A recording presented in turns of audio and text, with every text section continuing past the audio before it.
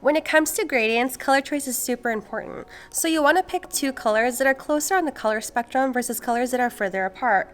And I'll show you what I mean.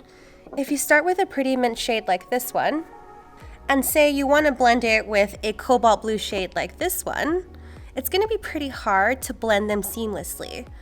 So we'll start off with a nice light mint shade, and we'll transition to a beautiful teal color.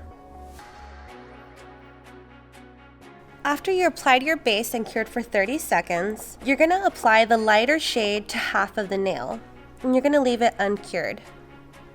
You don't have to be super precise with your application because we will be blending it. So once half the nail is coated, leave it uncured, and then you're going to come in with your darker shade. And you're going to use your bottle brush to blend the two colors together. You want to remove as much excess product on the neck of the bottle and then paint half the nail. Don't freak out if your application is not precise because we are blending. So once the nail is painted with half a light color and half a darker shade, use your bottle brush to start blending the colors down the center. You can use a feathering stroke and keep it pretty light so you start blending the shades. And remember, this is just our first coat, so it's okay if it's a little bit streaky or if it's not perfect. Keep blending until you get your desired look. Once you're happy with the way it looks, make sure you wipe your brush on a clean, lint-free wipe so that you don't contaminate the darker shade. After you cure your first coat, we're going to repeat the same process. So we'll start with the lighter shade first and paint half the nail.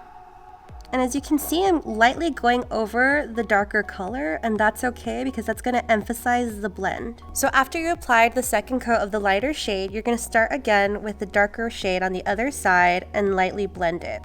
And all I'm doing is lightly pulling down the color. You can see I'm pretty light with my strokes. I'm pretty happy with this look, so I'm going to cure it for 30 seconds. Personally, I'm happy with this look, but there's nothing from stopping you from doing a third coat if that's what you or your client wants for the finished look. And now I'm going to seal the entire design with top coat.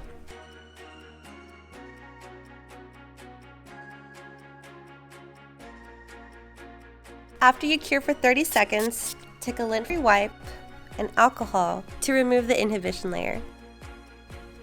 And that's how you do a really easy vertical ombre with two gel color shades.